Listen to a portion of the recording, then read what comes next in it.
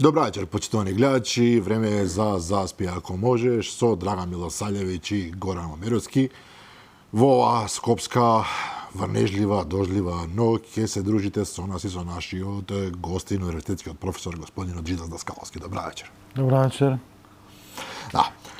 За почеток, има многу работи да се зборуваат вечерва, не само за дождливата ноќ, меѓутоа неколку реченици за нешто што се однесува лично на нас, на некој начин, па и на вас, почитувани гледачи.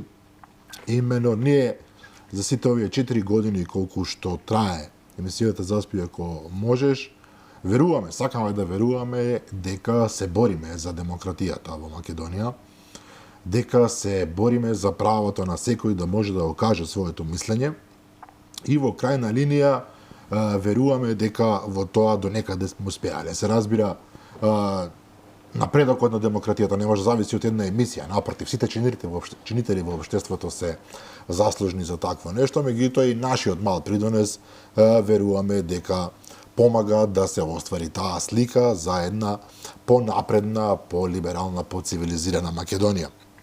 Во таа смисла примаме секакви гости во емисијата, кога мислам секакви мислам на гости кои што имаат одредено влијание во јавноста, дали позитивно, дали негативно, тоа зависи нели од сечи поглед на нештата, од индивидуалните размислувања на граѓаните. Но во секој случај и покрај објективните проблеми што ги имаме најчесто со гостите кои што би требало да доаѓаат од актуелната владеачка гарнитура, кои што често пати ги одбиваат нашите покани, сепак успеаваме од време на време да донесеме во емисијата и министри, и актуелни функционери, директори, градоначалници кои што и припаѓаат на актуелната политичка гарнитура. Меѓу другото, пред 2 дена, или пред 3, гора не сум сигурен, пред 2 дена, двака заборавам, да, наша гостинка беше и порнешната јавна обвинителка за гонење организиран криминал, господјата Вилма Русковска, која што лично мене ме изненади со тоа што не беше скржава на зборови како што најчесто знае да биде во своите јавни настапи. Напротив, час и 15 на минути зборуваше со мене и со Горан, поставивме бројни прашања, реакциите на јавноста, вашите реакции, почитувани гледачи, беа прилично добри, гледаноста беше повеќе од добра. Имаше и по некој негативен коментар, за жал морам да кажам, пред се за начинот на кој што се изразуваше, за тоа што го зборуваше господјата Вилма Русковска. Меѓутоа, тоа е право, повторно велам, на секој да размислува начинот на кој што сака. При тоа се случи нешто интересно, веројатно првпат во историјата на македонските медиуми, барем јас ако паметам, Горан е нешто постар, може би тој се сеќава на нешто друго. Имено во медиумот во кој што ние работиме, значи во Алфа, беше направен прилог поврзан со господјата Вилма Русковска и со незиното гостување во Заспи ако можеш. Единствен случај е не затоа што било ставено некаква изјава или нешто поврзано со емисијата Заспи ако можеш во вестите, туку затоа што тамо беа практично таксативно набројани прашања кои што требало да бидат поставени кон господјата Вилма Русковска, а не биле поставени, и во 2 или во 3 наврата мислам дека пишува, односно се вели дека не биле поставени, а требало да бидат. И во оваа прилика, навистина, јас сум многу среќен да кажам дека Алфа уште еднаш ги покажува своите врни демократски потенцијали, принципи, токму на овој пример, затоа што демократијата бара различни размислувања за се и секаде, па и во рамките на еден колектив. Во таа смисла, јас би сакал особено да ги поздравам уредниците во вестите на Алфа телевизија, главниот уредник, неговите заменици, кои да има таму уште плюс, и навистина да им честитам за демократскиот капацитет кој што го покажа и се надевам дека ќе продолжат повторно во истиот правец, затоа што на крајот на криштата, ако ние не сме поставиле прашање, може некој друг да го постави и во дадена прилика да биде одговорено. Не би сакал ова да го сватите со никаква иронија, ова навистина да го мислам, Алфа уште еднашка покажува дека е на висината на задачата. Горан, сакаш да додадеш нешто? Па не, искрено да бидам малку сум шокиран што добиваме ваква ситуација од нашите колеги и јас им пожелувам да продолжат да истраат да бидат така подготвени, но во исто време да бидат подготвени и за тоа што ние можеме да го кажеме за нивната работа.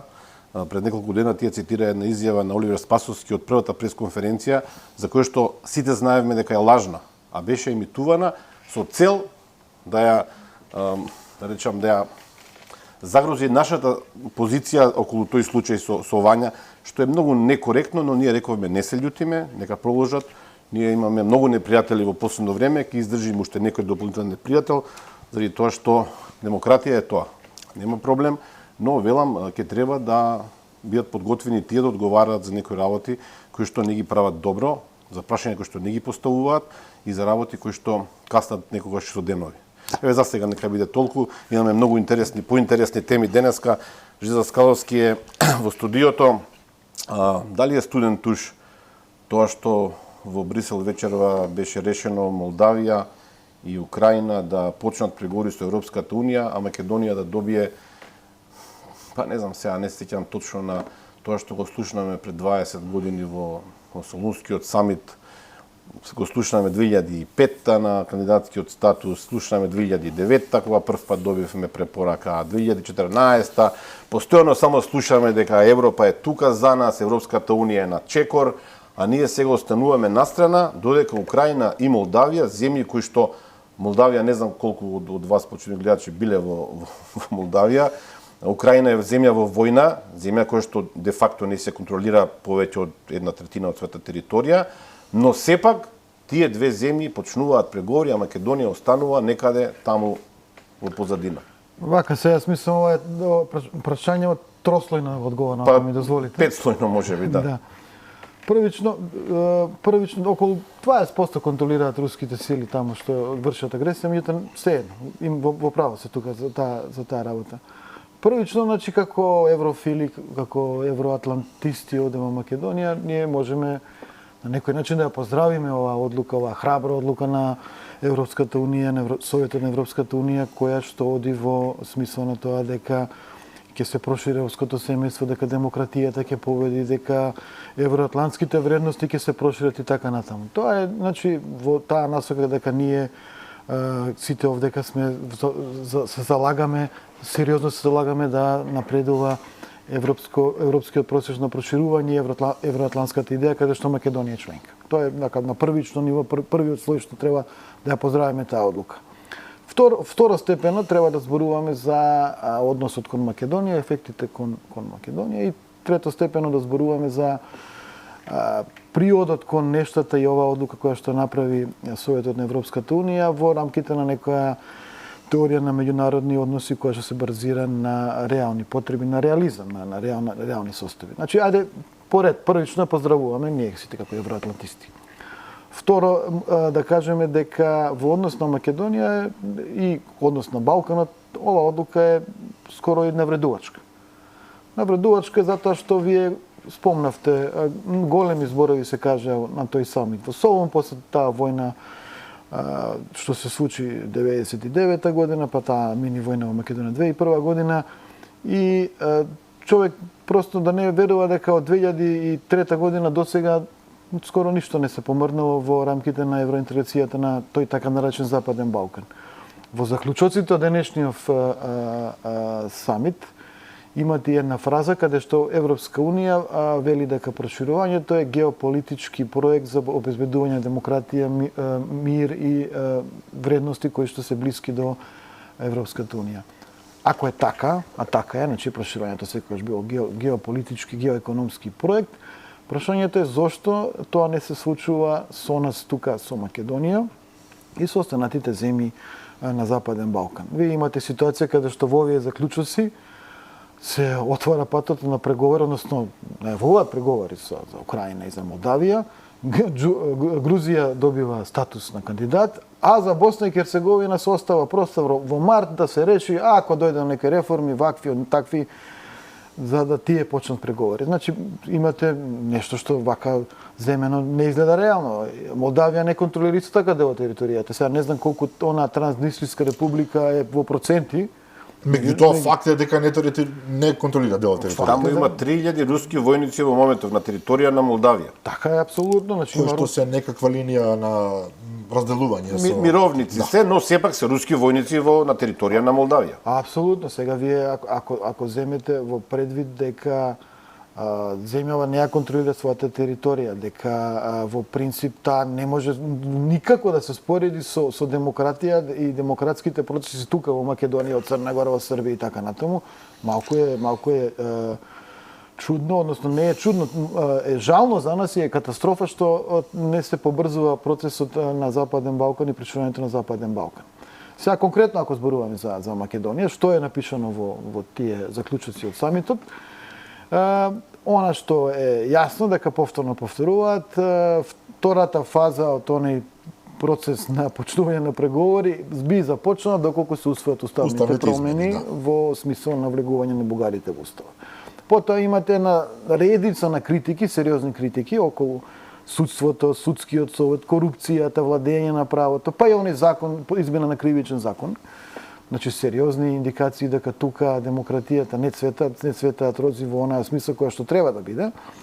И понатаму имате некој вид на пофоби во смисол на прилагодувањето на Македонија кон надворешната политика на Европската унија, што е факт, ако гледаме и со гласањето на Македонија во врска со односите на со Русија, гласањето на Македонија во Обединените нации и така натаму. Во било што ние следиме таа политика, апсолутно. И на крај имате и пофоби за како Македонија действуваше во време на преседавањето на ОПСЕ. Што реално на крај заврши, мислам, не толку многу заради македонските напори, туку заради големите играчи, нивните желби да продолжи да постои таа организација. Значи, во една срекна околност каде што големите играчи се договорија, ние председававме и имавме самит кој што испадна дека е успешен. Можеше да биде и неуспешен, меѓутоа и тоа е ставено како некој вид на пофоба, што реално земене многу малку од страна на позитивни некои коментари во самите заклучоци на самитот на Европската унија за Македонија. Инаку, сега поминува на третиот слој на анализата. Па ја, ако ми дозволите... Добро, можеме да продолжиме. Да. Еве, на пример, за ускладеноста на европската, односно Македонија со европската надворешна политика. Што од тоа нам ни е важно? ОПСЕ заврши Македонија, затворено прашање. Ние веќе тамо немаме никаква улога. Така. Да. Ускладувањето на македонските позиции со Брисел во однос на санкциите кон Русија, не знам колку штета ни направи нам. Трговска, економска? Да, трговска, економска, 40 милиони дека е. Значи, ништо значајно. За некои компании, мислам дека компаниите на Заев таму извезува ајвари и други зимски, не знам, зимници, така натаму. Еве, да речеме, и тоа е некаква, што велите, пофалба. Но што со тоа? Во исто време ние имаме земја како Србија, која што апсолутно не ги почитува тие надворешни политички позиции на Брисел. И што со тоа? Ние сме пофалени, Србија не е пофалена. Суштината е дека ние сме заглавени некаде и сега ни даваат кикирики, нели велат, вие сте добри, опсе добре завршите работата. Суштината е во тоа дека ние од Брисел, сега не сакам да кажам, јас сум еврофил, 20 и неколку години, 2-3 години работам на тоа досие, да речам, и не можам да го прифатам ова професор Даскаловски, заради тоа што премногу пати досега не лупаат по рамо, нели, и ни велат, ќе биде тука е, зад корнерот ќе биде, но ова што го читам денеска, ние го читавме предходно го читавме многу наврати. Да се најде решение со Грција, најчесто беше, па во март ќе разгледуваме. Овде веќе нема ни некаква временска рамка дека нели, ќе се случи тоа во март, во април 2030 година, владата премиерот упорно најавува 2030 година. Ете сега, тие најавувања на нашиот премиер и оваа владеачка каста се прикладни за мали деца. Јасно е на сите и на Западен Балкан и во Брисел дека нема да има проширување до 2030 година на никоја од земите тука во регионот. На Украина и Молдавија нема никаква логика ни да се скоментира. Мислам дека процесот е проблематичен. Ви имавте и гостин пред сега вчера. Гералд Кнал, шефот на Европската иницијатива за стабилност, што беше многу брутален. Па сега тоа е реалноста. Нема волја, нити има начин, нити има желба тоа да се направи во брз рок пред да се направат натрешните договори, разговори и реформи. И тука еве сега ќе сврзам оваа третава точка што кажувам реализам, да гледаме малку. Значи членство на Украина во Европска унија е нонсенс додека Европска унија не си ги усогласи своите политики. Сме го зборували кај вас на емисија, го зборували разни други експерти за проширувањето, дека Европска унија за да прифати земја Украина во замислени граници, ако ние се надеваме дека нашите ќе победат во Украина, дека украинците ќе победат, нели? Дека Русија ќе изгуби, Украина е целосна. Што е посебна тема, за тоа ќе збориме малку подоцна во емисијава, да. Значи во таа ситуација имате земја која што ќе треба структурните фондови, кохезионите фондови значително да се употребат за Украина. И тука веќе ќе дојдеме ситуација земји кои што се навикнати како Полска да имаат на некој начин плюс во балансот на она што е контрибуција нивна во буџетот и она што го добиваат од како кохезиони и структурни фондови да плаќаат за Украина. Ќе имате земји, па можеби Бугарија ќе треба да плаќа, ќе биде апсурдно за нашите драги соседи од Софија кои што не блокираат, нели сега, дека во ситуација дека со реформата на ЕУ каде што Украина е вклучена, ќе треба и тие да бидат контрибутори во буџетот. Замислете каква ситуација ќе биде во Европарламентот. Во Европарламентот по бројот на жители се гледа колку ќе имате вие европратеници. Украина ќе биде на нивото на Шпанија, на Полска, па сега по попис официјално тие се 40 милиони, колку стана таму. Колку се реално е друго прашање. Меѓутоа пописот е тој.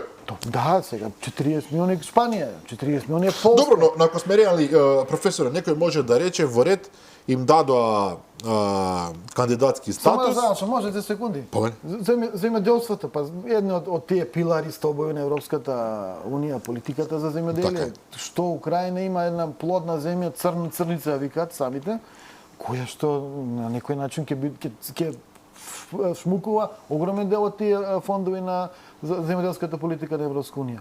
Па зарем мислите дека некој во Париз со нивната протекционистичка во условно земјана политика кон нивните земјоделци, фармери и стокочувачи како се викаат, ќе си дозвола такво нешто. Многу е тоа под знак прашање и во самата смисла дека Европа треба да се реформира па да дојдеме до ситуација Украина да се прими со некои посебни услови веројатно, а од друга страна вие гледате дека таа земја моментално не постои. Таа земја постои заради нашата помош. Сите ние како сојузници од Евроатлантскиот сојуз со кој со оружје, кој со финанси, кој со секако вид на дипломатска помош помагаат да опстои таа земја.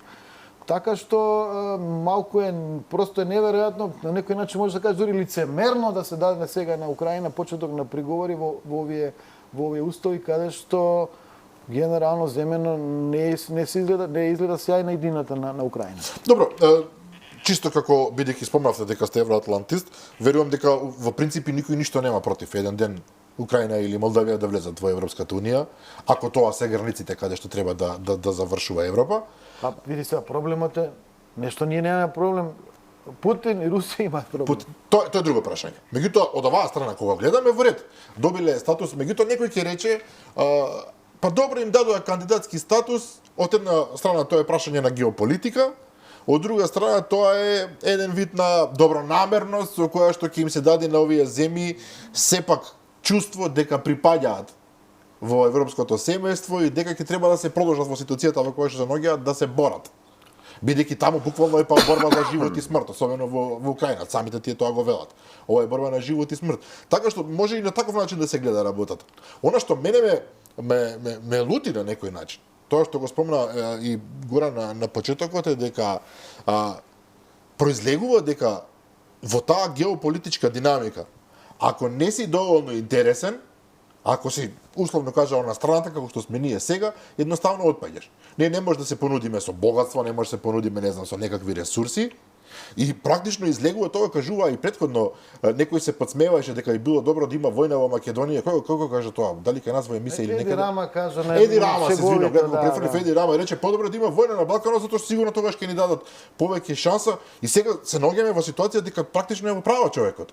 Значи ние во овој момент вакви како што сме, не сме доволно интересни за геополитички да се действува врз нас, Немаме повторно велам богатство со кое што ќе ја привлечеме Европската унија или ресурси и ние стоиме во место без шанси да одиме напред. Обяснувањето дека само уставните измени се причината зашто не мрдаме, мислам дека е причина за мали деца. Има и уште едно нешто тука. Виктор Орбан, водачот, лидерот, премиерот на Унгарија, отстапи во последен момент. Да.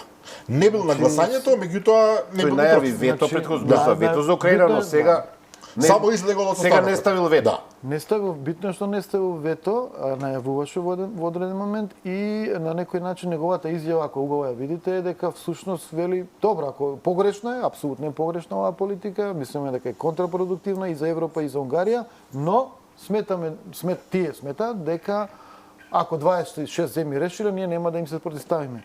Што на некој начин малку индицира дека во некој случај може една земја да биде против некоја кандидатка да почне преговори, а сите 26 ако имаат волја, Токму на тоа некој беше начин зборот. да... Тоа индицира токму на тоа.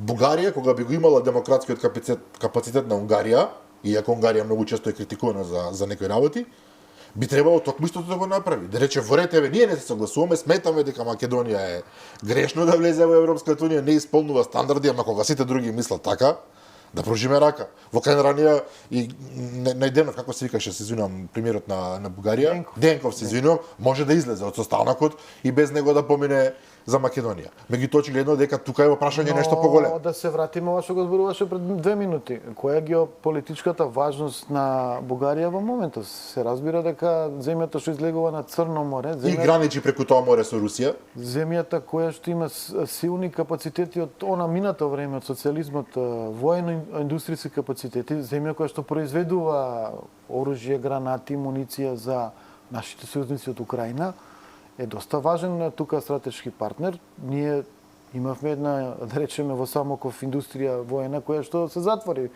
во 90-тите, ако Добро, се најавивме сеќавате. дека ќе правиме дронови сега таму. Сега најавивме ќе правиме дронови. Мислам дека се разбира. прави тама муниција, приватна компанија прави муниција, Куршуми прави и се извезуваат тие низ. Но не може да се споредува со Бугарија, Да, со се разбира, тоа е. Не да. може да се споредува и на тој начин го добивате одговорот. И Бугарија не е под таков силен притисок како што е Унгарија за демократските вредности, за владење на право и така натаму. Што е сумнително? Па сега во случајот, да речеме, со човекови права на македонците во Бугарија е апсолутно погрешно, меѓутоа не е доволно, да речеме, акцентирано, недоволно проширено и недоволно искористено од нас како Еве како претседавачи на ОПСЕ, например, тоа прашање воопшто не го повлековме како... Ние всушност игравме игра каде што бевме послушник на нашите сојузници и само тоа го теравме да се направи некаква видна сделка меѓу Лавров, Блинкен и останатите за да продолжи да функционира ОПСЕ, а не ги промовираме нашите интереси. Добро, а што е со морковот, условно кажано, што повторно ни се нуди? Имено оние Драган, само ако ми дозволиш само контекст да го продолжиме Моаветов. Вие, професор Даскаловски, зборувате за имате еден макијавелистички пристап, да речем, во објаснувањето во вториот дел од излагањето. Зборуваме за геостратегија, зборуваме за моќта на членките, Бугарија версус Унгарија, Бугарија версус Македонија и така натаму. Но суштината е дека Европската унија не е центар на моќ или центар од каде што се водат работите геостратегијата врз основа на моќта. Ние ако земеме Луксембург, каква моќ има? Освен тоа што се има најголем пер капита стандард во Европската унија. Ние зборуваме за Европа, не ние, Европската унија зборува за организација која што здружение, да ја наречам, на принципи, на вредности, на хуманост, на еднакви права за сите. Ова што го зборуваме сега дека Бугарија има геостратешка позиција и таа може да блокира, а Унгарија која што исто така има можност да блокира, не блокира, е нешто што нема никаква врска со основните постулати на Европската унија. Ние велиме цело време, не ние, Европската унија вели, постојат копенхашки критериуми кои што мора да ги исполните, да не ги детализираме сега кои се. Ние ги исполнуваме тие критериуми и велат не сега ќе го смените уставот. Ние го менуваме уставот, не ние, актуелните власти, и вие пак не добивате тоа што го барате. Еден од условите да немате спорови со вашите соседи. Украина во моментов е во војна, гинат луѓе таму. Ми зборот треба да гледаме од сега натаму како геостратегија, како односи на моќ и на луѓе кои што се немоćни или на Европа на вредностите. Тука, извинете, ама не можам да го разберам мој концепт кој што го слушам денеска и го читам денеска. Главната моќ Горан на Европската унија е тоа што е најголемиот или вториот најголем светски пазар и што има регулаторна моќ. Моќ со своите закони и директиви да влијае тука на Европа, но и на други пазари. Таа моќ во овој момент во светот не е преголема во смисол на тоа дека она што се случува на геополитичката карта на светот ги надминува силите на Европската унија и за некој начин се помали од големите сили реално кои што се САД, Кина главно и да речеме Русија во воената моќ. Во принцип, многу од прашањата се сврзани околу парите. Парите за Украина. Гледаме дека Зеленски повторно е на тура. Нашиот сојузник беше и во Америка, се обидува да добие нови средства. Таму политичката состојба е каква што си е. Има доста замор и од јавноста и од таа опозициона партија која што го контролира Сенатот, кои републиканците, кои што се надеваат и на успех на претседателските избори и каде што се помалку има интерес да се дадат пари да се опстои економски и војна Украина. Парите значат и оружје, парите значат и буџетски дотации и така натаму. Америка, да не се лажем, Америка е главен член на ММФ и на Светската банка. Америка го има контролирачкиот пакет во ММФ. Таму има едни систем на квоти. Да речеме во проценти Америка може да блокира било која одлука на ММФ. Значи, Украина е прва земја која што доби пари од ММФ за време на војна. Како и да е, значи, станува збор за парите. Во Европа парите ги снемува. Во Европа главниот финансиски поддржувач на Украина со 17,4 милиарди до сега помош за Украина имаше собале од Политико статија. Тоа е Германија, не? Тоа е Германија, да, и сега таму има криза, таму Уставниот суд, не знам, мислам ти сигурно знаеш, ги блокираше за 60 милиарди. Има земји во Европската унија кои што малку поитро тука играат, северните кои што се блиски до речеме до границата со Русија, кои што се заинтересирани Украина да победи заради безбедноста од Шведска до Норвешка, од Шведска до Данска до Финска и Балтичкиве, исто така многу помагаат. Меѓутоа имате една Франција која што дала само 540 милиони за помош за Украина. Замислете, ние мислиме Германија и Франција се тука некаде во силата во Европската унија, а овде станува збор 30 пати повеќе Германија дала помош и сега едноставно парите пресушуваат и проблемот за Украина ќе биде се посериозен и посериозен, и затоа би била малку е сега лицемерно како да ги лажете украинците, им давате лажна надеж, само вие продолжите, борете се, гинете на фронтовите, иако сте инфериорни во секој поглед во однос на руската армија во моментов, нели, откако пропадна таа контраофанзива на нашите сојузници, сега Русија во офанзива и сега тие гинат и се на некој начин во огромна дефанзива на скоро сите делови на фронтот таму во таа Донецка република. Ќе сватиме на таа тема, меѓутоа важно ми е ова со парите. Добро.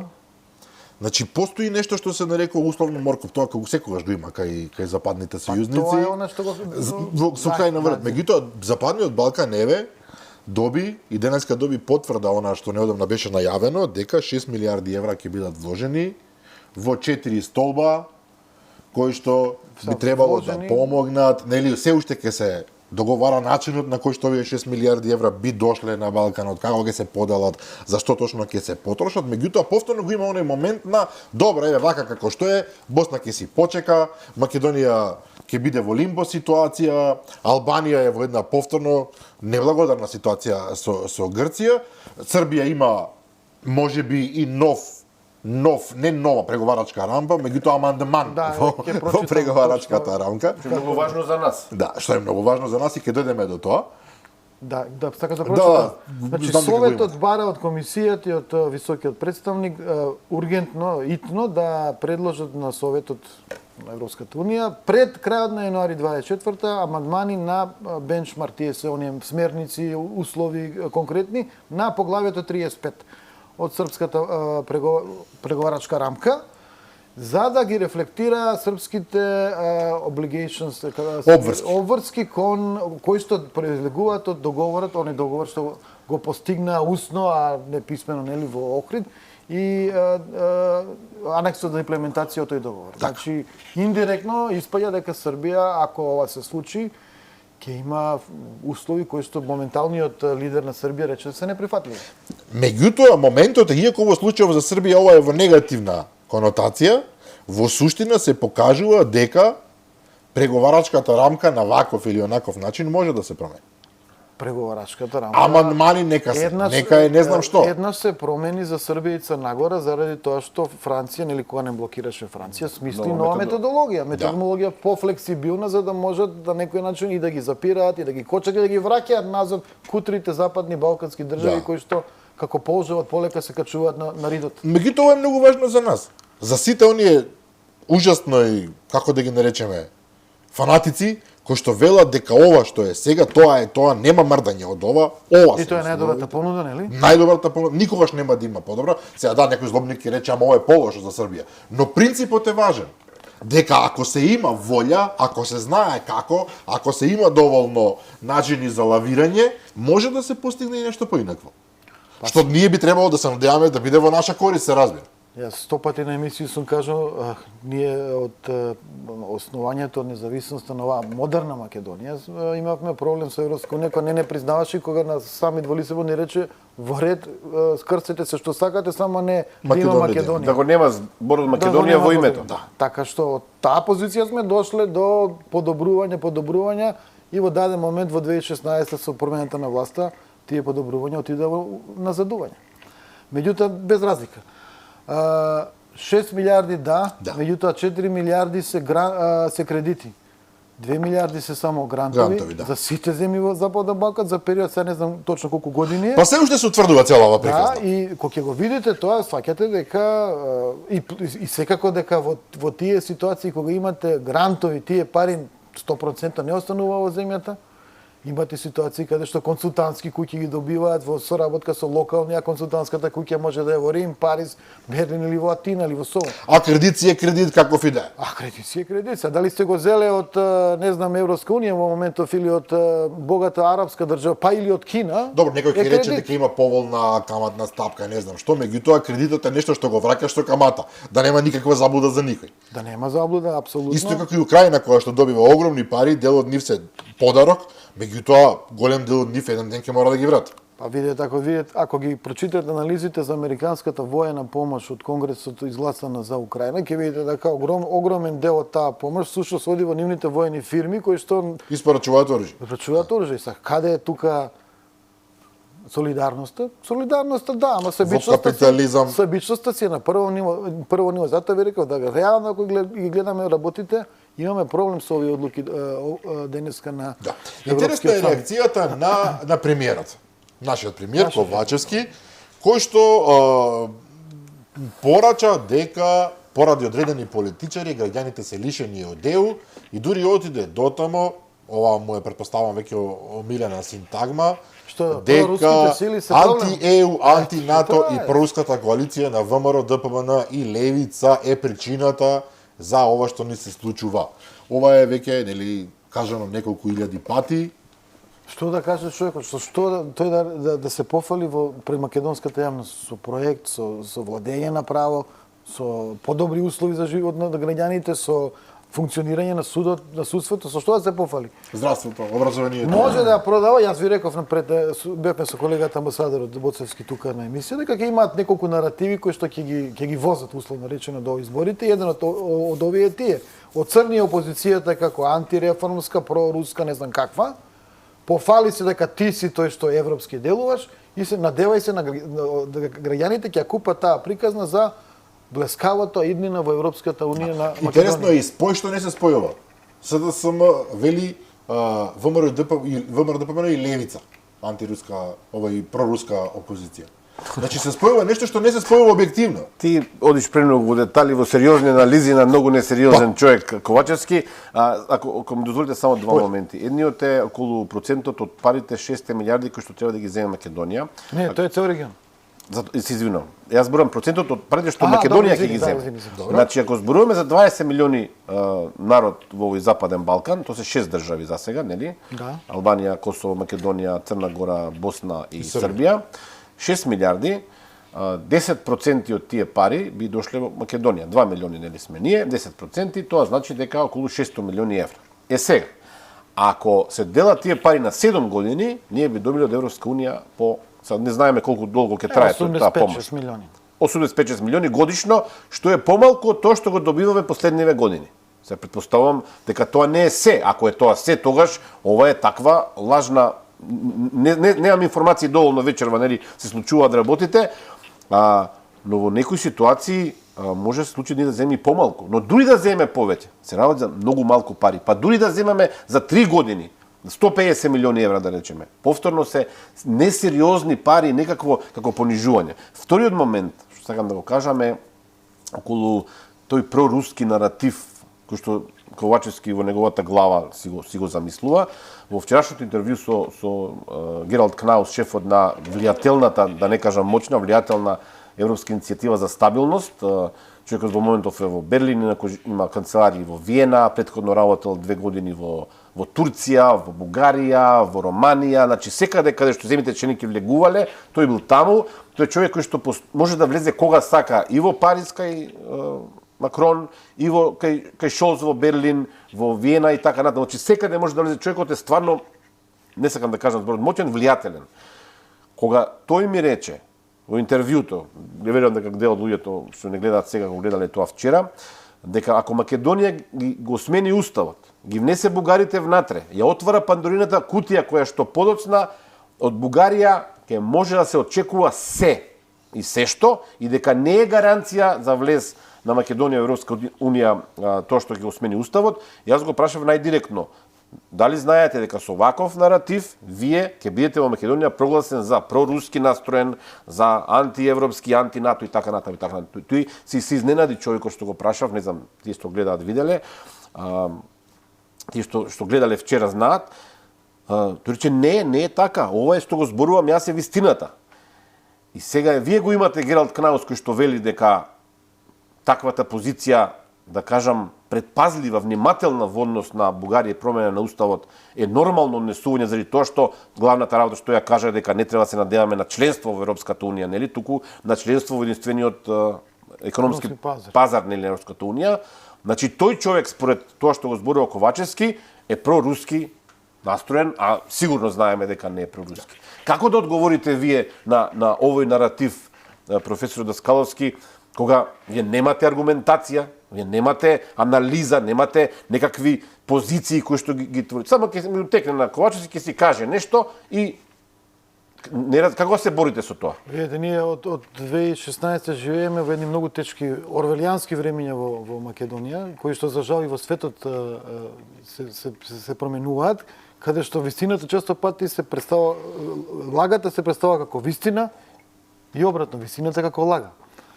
Пропагандата е на најсилно пуштена и во суштина се она што треба да направите да размислувате рационално, да ги имате податоците и да бидете храбри да ги изнесувате во јавноста. Вие двајца, сега не сакав на почетокот на емисијата да споменам, сте еден вид на херои на Македонија во овие последниве 7 години, и односно последните 4 во смисло на емисијата, меѓутоа и со други активности претходно, затоа што давате информации, давате различни видови на нештата, давате јавна расправа, дискусија на теми кои што се битни за јавноста. А кој сака како да ги интерпретира, нека мисли и мисли. И тоа е суштината, значи ние не знаеме како се однесуваме кога не пофалат луѓето, ви благодариме за зборот херои. Обично сме навикнати да одговараме на напади. Кога сме кај парите. Горан спомна релативно мала цифра која што би дошла за Македонија од оние 6 милиарди. Еве еден редовен гледач не потсетува дека ние плативме над 50 милиони евра казна за автопатот поради непостоечки закон за работни односи. За сега, да. Значи испукавме 50 милиони така, испукавме преку 200 милиони до сега на Бехтел Јенка за на уште не почнат автопат. Кога ќе ги споредите со овие пари што ни се нудат, практично Македонија може и без нив. Така произлегува. Видите, ние како земја треба со своји ресурси да ја градиме и да ја модернизираме, демократизираме. Да не се разбереме, бидеме помошта е економски- добродојдена во секој случај. Особено од пријатели, од сојузници, тоа мислам се подразбира. Значи, треба да модернизираме, да европеизираме во смисло да владее правото, да има критичка мисла, демократија, слободен говор и така натаму. Треба да имаме безбедност во државата и внатрешна и кон евентуални непријатели надворешни, без разлика на тоа каков ни е наш статусот моментален во однос на ЕУ. Дали сме во преговори, дали не сме во преговори, дали сме дел на ЕУ или не сме. Значи, и во рамките на ЕУ има држави каде што се влошува и демократија, и економија и така натаму. Значи, нас треба да интересира Европска унија е второстепен интерес на Но овде беше издигната како култ, како единствена точка околу која може да се разговара за едината. Не е спорно, сите сме за ЕУ, најголем број, еве има и такви што не се. Меѓутоа култ е направен од целата приказна. Евроджихадизмот на власта е токму заради тоа што тие не можат да создадат една современа, модерна држава која што ќе функционира како што треба. Која што ќе биде ЕУ и без ЕУ. Која што, значи, замислете вие да имате стандарди високи и демократски, економски и безбедности и да речете, добро, ние сакаме да бидеме дел на ЕУ, преговорите многу брзо ќе одат. Како Европска унија кога мислеше едно време Исланд да го внесе, тоа требаше и ќе беше во рекордно кратко време. Како што е случај со Австрија, не знам. Како се внесоа Австрија, Шведска, Финска. Швајцарија не ни сака, добро. Значи, ја сваќате поентата, се разбира. Уште една работа што ми е многу интересна. Намерно ја правам паралелава Албанија, Грција, Македонија, Бугарија. Денеска на самитот на ЕУ Еди Рама вели Атина создава пречка која не само што не е европска, туку го истакнува балканскиот менталитет. Албанија не гледа дека членството во ЕУ е поврзано со нивото на односите со Грција. Ова се однесува во однос на онаа блокада која што Грција ја најавува и која што рече дека може 37 пати да се повтори за Албанија заради спорот со градоначалникот на Химара. Значи, Што е етнички грк. Што е етнички грк. Значи, прашањето не е исто како ова со Македонија, меѓутоа Еди Рама е многу прецизен. Во однос на незината позиција да го блокира почетокот на преговорите, Грција се однесува неевропски. Билатералните прашања мора да се решат меѓу две земји и неразбирливо и неразумно е во интегративен процес каде што една земја влегува во преговори и влегува во завршна фаза на европската државотворност да се попречува или да се одложува бидејќи има билатерално прашање. Ова е како Еди Рама да го кажал за Македонија со Бугарија. Па видете се. Само сменете ги мењат. Да го поправиме, мислам да го надградиме моќниот, односно влијателниот Гералд Кнаус. Пандорината кутија се отвори по втор пат, јас би рекол, по втор пат. Нели првично беше грчкото блокирање на Македонијата што сме Македонија и македонци. Второто отварање на Пандорината кутија беше бугарското вето. И се разбира дека за некои земји кои што се проентузијастички настроени кон европското проширување на Западен Балкан, тоа е проблем. Меѓутоа има и земји кои што се разбира дека во дипломатските односи ќе критикуваат, меѓутоа потајно се радуваат дека некоја земја го прави тоа заради некаков билатерални односи меѓу Софија и Скопје, каде што Софија има имагинарна верзија на историјата која што сака ние да прифатиме. И во случајов, еве сега ќе гледате дека Грција блокира Албанија, меѓутоа утре такви блокади може да се повторат за многу земји. За било кого, било каде. И за било каде. Еви овие што ќе почнат преговори нашите сојузници од Украина и Република Молдавија. И тие може да бидат блокирани. Полска може да ги блокира заради земјата. Полска може да ги блокира заради некои историски процеси, заради житото конкретно мислам, меѓутоа може и заради некои историски реминисценции таму околу. Да го признам Волинскиот масакр например. Например. Ако Бугарија може заради историја да блокира Македонија, де факто е тоа прашањето. И Полска може Украина за здравје, ако Украина остане жива и здрава како што сакаме да биде, ќе преговара и Полска може да каже, види историја. Може да го направи истото Романија, може да го направи истото Словачка. Па и Унгарија на пример, се баш кај што нели автократ е Орбан и така натаму, Унгарија си има поента со тоа што вели дека украинското малцинство во Украина не е почитувано, правата за јазик не се почитувани и така натаму. Украина трна со рускиот јазик да го елиминира од јавниот дискурс, руси трна против русите, ама со тие закони што ги донесува всушност важат и за сите важат и за другите малцинства, односно групи народи што живеат таму.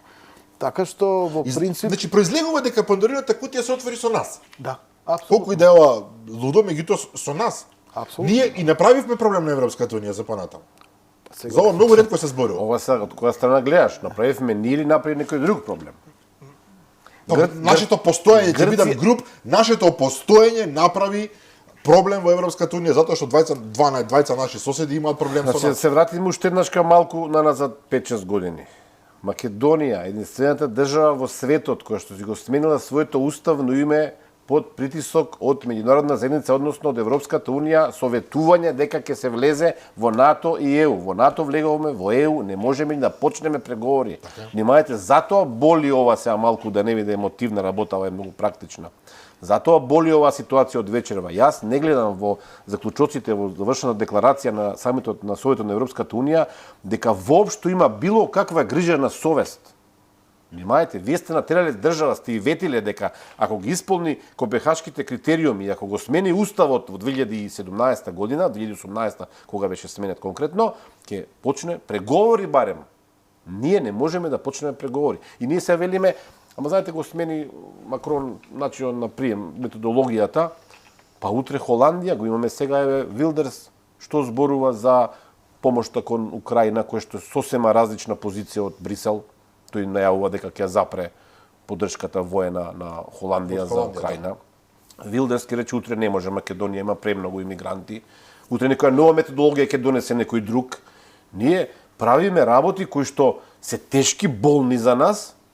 Менување на уставот и името нема никогаш да се преболи од страна на најголем дел од македонските граѓани. Се гледам дека и власта упорно заборави на Северна, само Македонија зборува, од друга страна немаме почеток на преговори. Како во таква ситуација, професоре, да се настапува? Да се проложат реформите. Кај во случајот со Босна и Херцеговина, например, се бараат таму некакви уставни реформи, реформи на администрација и така натаму. Меѓутоа, мене ми е впечатокот дека Албанија, Македонија, ајде Босна нема ни статус некаков. Косово доби визна либерализација, нели ќе можат слободно да патуваат. Црна Гора и Србија 10, 9, 11 години преговараат, само 3 поглавја мислам дека има Црна Гора затворено. Србија 2 има. Србија има 2. Тоа значи дека во Брисел само зборуваат за Западен Балкан, а реално не прават ништо. И доаѓа одеднаш Украина, земја разурната за жал и почнува преговори со Европската унија.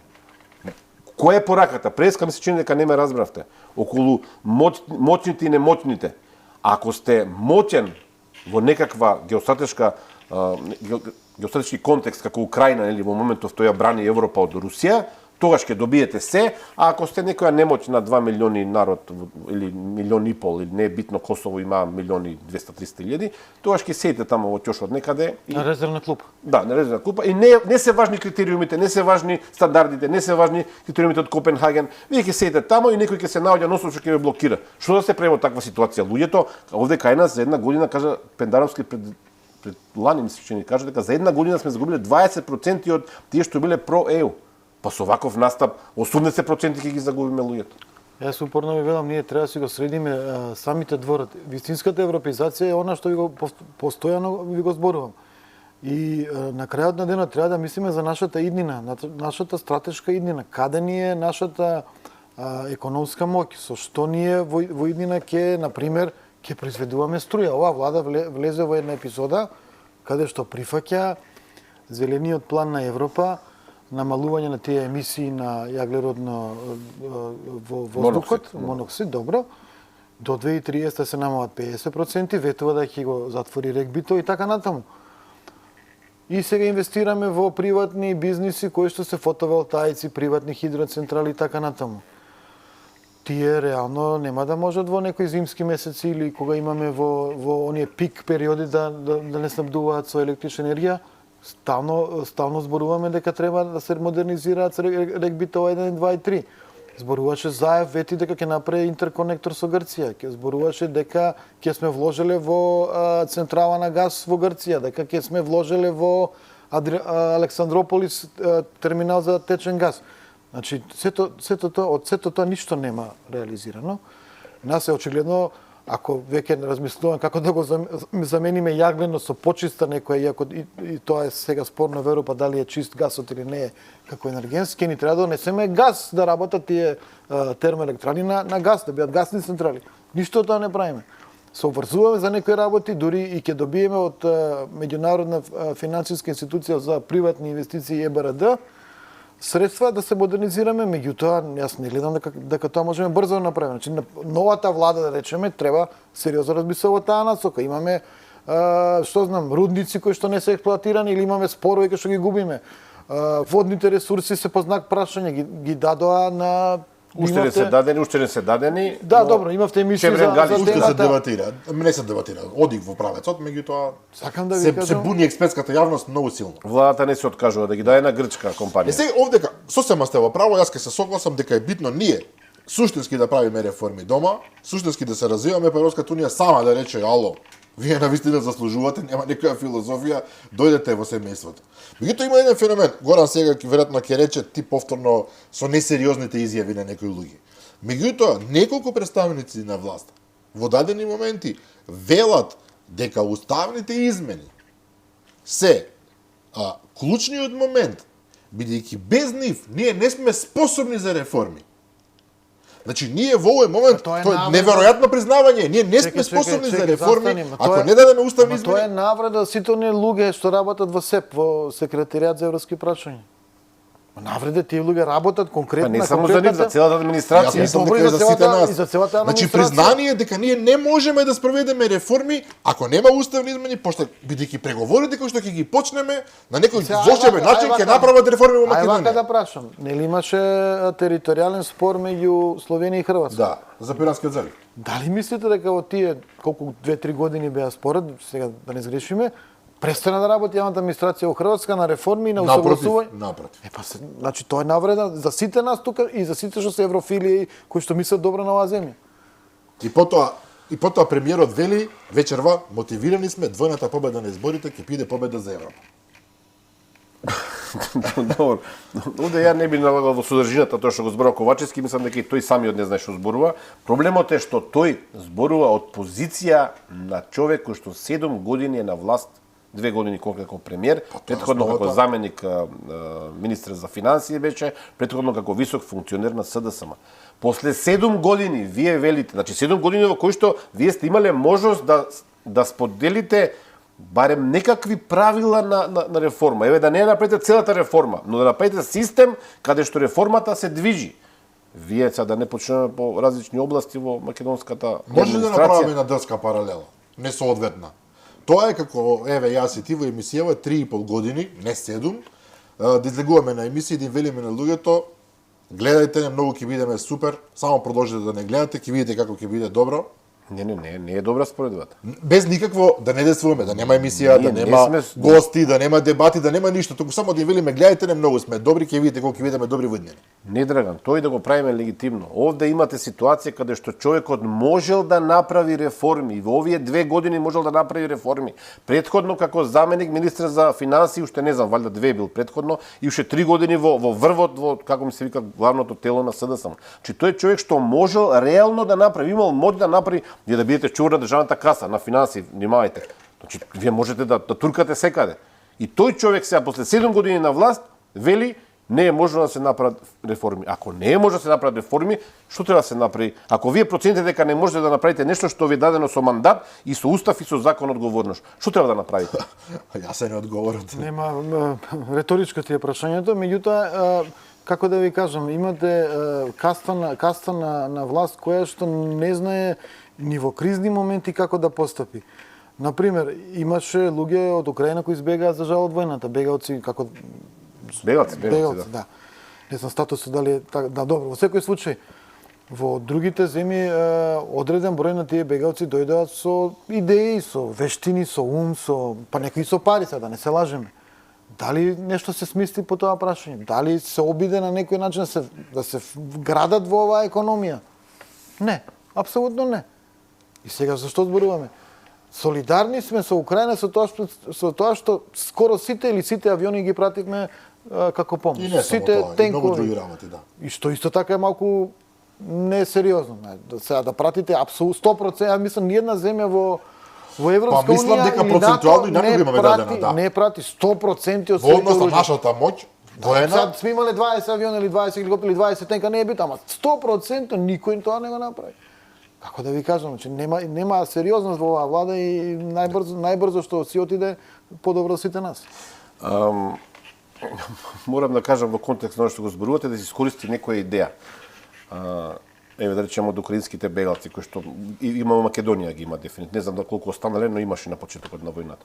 Денеска на Facebook не може да го најдам секако сика човекот кој што го објави тоа, објавува дека денеска се открива дека од ФИТР, тој е Фондот за иновации и развој, било финансирано 60.000 евра за некаква алатка која што ќе овозможи станарите на една зграда да комуницираат меѓу себе.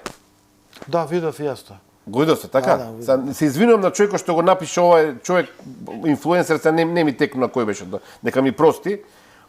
Значи, внимавајте во ситуација кога ви имате Viber, месенџер на Facebook, имате Горан, да не одиме во деталите. Може е легитимен предлогот, меѓутоа има огромни... Не е легитимен предлогот, професоре. Добро, сакам да кажам следно. Има огромни сомнежи дека овде станува збор за наместен оглас каде што се даваат безпотребно пари. И нема да биде прв пат, да речеме, јавноста да реагира дека на ФИТР се дадуваат разни грантови кои што немаат врска со реалноста. Значи, ние овде зборуваме за милиони евра. Ова последниот помислам дека беше 3 милиони евра вкупно. Имаше уште два други, ама сега не ми текнува толку имене. Јосиф Џолев ме потсетуваат сега луѓе. Јосиф Џолев е човекот кој што овие 3 страшни донации или не знам од државата на луѓе кои што тоа сигурно ќе се испита да се види каде. Многу е важно ова. Имате Viber, сите имаат Viber, сите имаат телефони, правите група и играта комуницира. Зошто побогу давате 60.000 евра за некој да Ти Горан имаш нешто против добри идеи, тоа е твоето. Да, веројатно да. Уште еден момент, доста саме до крајот на емисијата доаѓаме. Ептен е актуелно во моментов, техничката влада следува. Талат Џафери очигледно ќе биде технички премиер. Повторно изигрување на словото на законот, меѓутоа добро. Да, меѓутоа опозицијата постојано предупредува дека она што го прави актуелната власт и која што ќе продолжи да го прави и во рамки на техничката влада, ако нема каква таква заштита преку учество на опозициони, односно министри од ВМРО ДПМН, ќе биде уште полоша, уште потрагично за Македонија. Па добро, рационално размислува. Знаете дека оваа власт ќе ги искористи апсолутно сите средства, легални, полулегални, па веројатно нелегални, да обстане и да добие што поволен резултат на изборите. Во таа насока, доколку имате можност вие да раководите со некои клучни министерства во таа техничка влада, подобро да по мене сега, не знам, работа е на ВМРО ДПМН. Да раководите и со МВР и со... Колку е важно МВР, го кажува следниот пример. Денеска господинот Наки Чулев, тој е поранешниот министер, така беше? Да, технички министер, вели во очи на формирањето на техничката влада се распишуваат огласи во МВР, се прераспредуваат и вработуваат лица во МВР подобни на СДСМ и ДОИ. Во очи на техничката влада. Не, во многу земји кај што имало изборни нерегуларности се знаеле методите. Подмитување, подкуп, давање на благодети на разни луѓе кои што се вработуваат. Што веќе почна, нели? Најавата на владата 624 милиони евра да ќе дава на ранливи категории граѓани, тоа е тоа. Нешто повеќе беше, 660 мислам. На 600 милиони евра. Значи процесот почна веќе.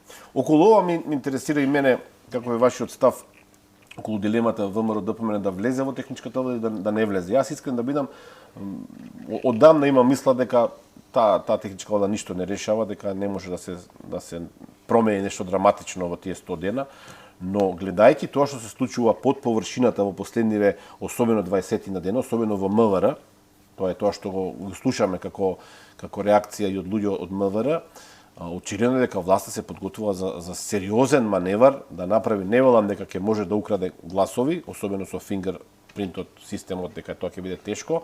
Меѓутоа, во МВР, на пример, имате конкретно 15 позиции кои што ќе може да ги назначи техничкиот министер. Но во суштина, доколку Оливер Спасовски, тоа мислам дека идејата ако не успее да стане кандидат за претседател, ќе биде заменик министер за внатрешни работи и тогаш апсолутно тој ќе има контролата на цело МВР. Вие ќе ви помине целиот мандат од 100 дена како технички премиер од опозицијата во битка со Оливер Спасовски. И уште еден многу важен момент, доколку ВМРО ДПМН влезе во таа влада, не смее да дозволи да се случи тоа што се случи со Рашела Мизрахи кога беше сменета во парламентот. Сега Ковачевски се повикува на законот, вели ВМРО мора да учествува таа техничка влада, но од друга страна тој не вели дека ние ќе гарантираме дека никој министер на ВМРО нема да биде сменет, како што случи со Рашела Мизрахи. Што мислите вие, дали е подобро да се влезе во владата и да се има контрола, тоа што јас го мислам лично во моментов, дека ВМРО ДПМН треба да влезе во владата, треба да ги контролира тие ресори што ги има, но не само тие, и другите ресори. Апсолутно се што може. Може многу. Со министер за внатрешни работи вие може да влезете во ФИТР. Еве другиот го најдов сега проект кој што го даваат во ФИТР е 20.000 евра, мислам дека е. 6.000 се вкупно, 20.000 евра ќе да се учат луѓе да користат мејл. Мејл кој што се ја имам мејл од 94-та година, мислам 95-та година. Ја 93-та. Од 93-та, да. Значи, затоа сметам дека е важно да има некој човек таму, не само ВМРО. Несомнено дека е подобро. Да. Но има во јавноста дилема дали ВМРО да влезе или да не влезе во техничката влада. Видите, сега е нека фер борба, па да кажете, ајде, не е битно 100 дена нека продолжат, онака не знаат ништо да прават, само с корупцијски скандали, афери има и тоа јавноста ќе види, добре. Ама со овие на власт, јас ви кажам неколку емисии, 4 очи треба да се отворат. Се треба да се направи да се спречи обидот да манипулираат со изборите и затоа мислам дека е попаметно ВМРО ДПМН да влезе во таа техничка влада и мислам дури е паметно на ВМРО ДПМН се работува со сите опозицијски партии да го следи регуларниот тек на изборите. Значи со сите, буквално. Па дури и со Левици, со Максим, со Алијанса, како се не знам Алијанса ли ќе бидат опозиција, меѓутоа ова друго како се движи. Движење, левизија, демократска движење, да. Значи јас мислам дека Беса и тоа алтернатива, заедно се тие Беса и демократска движење. Обединета опозиција, да, Лига за европски вредности, не знам. Лига за Европа, како и да. Добро, доаѓаме до крајот на емисијата, професор. Па, Драган, ја мислам можеме уште неколку минути ќе ни дозволи, режијата ќе ни дозволи. Па јас се надам ќе ни дозволи. Ајде, ајде. Сакам ова го загатнаве во два наврати. Зборуваме за Европска унија како проект кој што има геостратешко значење, се разбира и се самите ви читав од да. И тоа не е никаква дилема. Вие почнавте да зборувате преска, па се вративме на домашниве теми. Што е тоа што може да се смени и во Европската унија, но и генерално во светот? Вие сте професор по еден од предмети што ги предавате геостратегија, затоа мора да ви искористиме малку уште неколку минути во емисијава. Спомнавте преска во Украина контраофанзивата на Киев заврши неславно, иако официјално не е завршена, но на терен гледаме и од западни, значи од западни извори. Веќе официјално е завршена. Да, и од западни извори гледаме, имате Нью Йорк Таймс, имате Вашингтон Пост денеска, сериозни се бараат нов пристап, ново сценарио за судирот меѓу Украина и Русија. Значи, веќе немате дилема ни во Лондон, ни во Париз, ни во Белин, ни во Вашингтон дека Украина не може да се соочи со Русија, а во исто време не даваат пари. Исцрпени се ресурсите на нашите сојузници, тоа е тоа.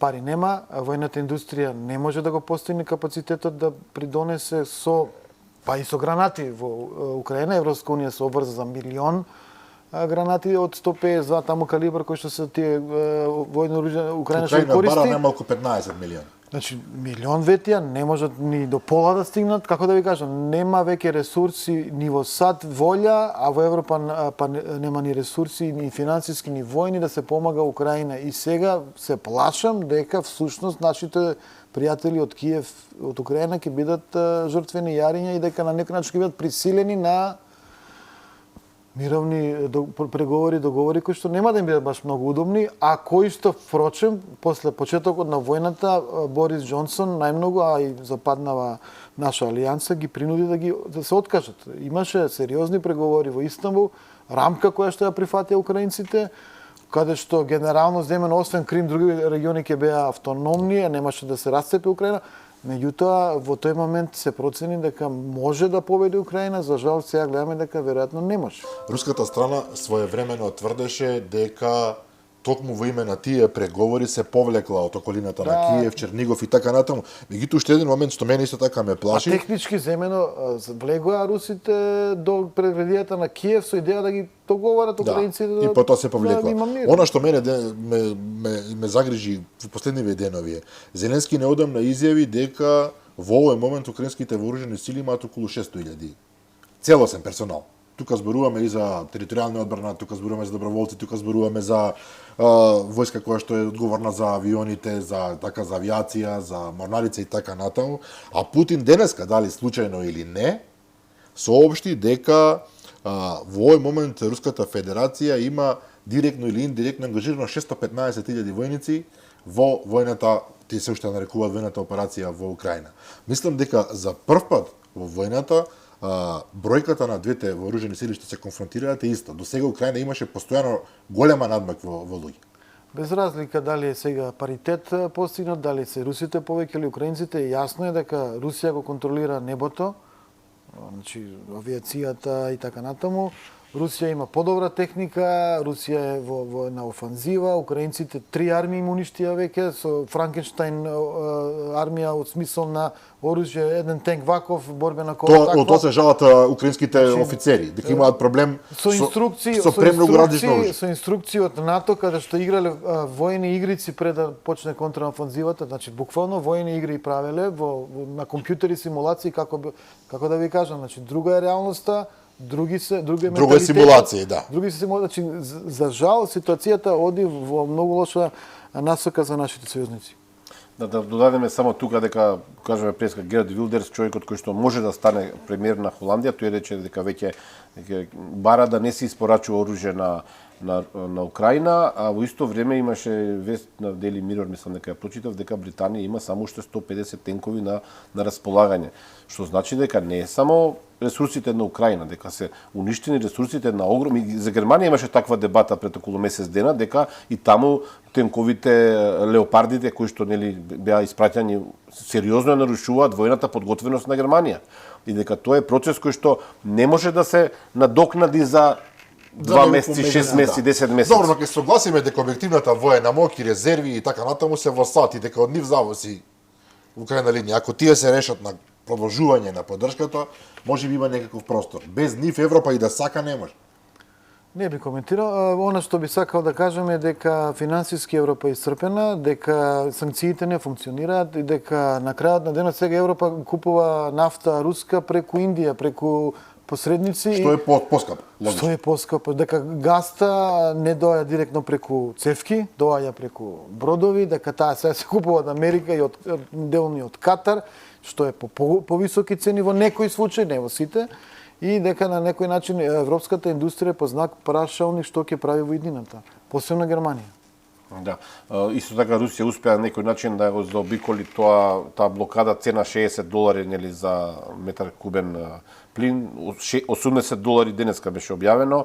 Во исто време го намали приходот во вкупниот буџет на државата кој што доаѓа од нафта и газ. Значи, помалку е зависна сега од извозот од нафта и газ, што ова може да предизвика тектонски пореметувања не само во однос на Украина. Ние зборуваме сега за пост-Украина периодот, каде што ние не знаеме што ќе се случи и какви договори ќе се прават од како ќе заврши војната во Украина. Мене ме интересира, ама немаме време сега како тие договори ќе влијаат на Македонија. Зборувам тука сега и за Кина, зборувам и за Индија, зборувам за целосно за тоа треба посебна емисија и професоре ќе имаме сигурно прилика да направиме. Јас мислам дека овдека завршуваме. Сепак, почитувани, благодариме професоре Даскаловски, почитувани гледачи, тоа беше се за вечерва и за оваа работна недела. Утре во 15 часот репризното издание се разбира, а јас и Горан ќе ви се јавиме повторно во живо во 22:30 во понеделник. До тогаш пријатно.